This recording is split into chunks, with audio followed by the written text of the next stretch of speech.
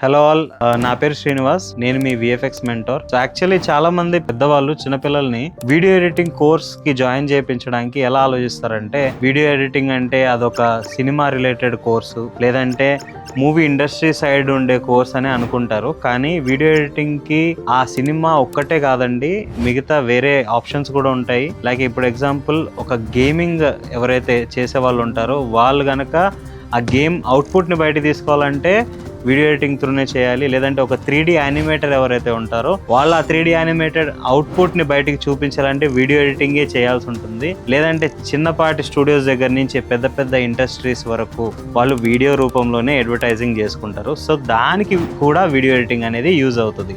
So రకరకాల ఇండస్ట్రీస్లో job placements వస్తాయి, స్టూడియోస్లో, news ఛానల్స్లో, లేదంటే మూవీ ప్రొడక్షన్ కూడా వన్ ఆఫ్ ది పార్ట్ అంతే. సో ఓన్లీ మూవీస్కి మాత్రమే ఎడిట్ చేయడం అనేది అపోహ.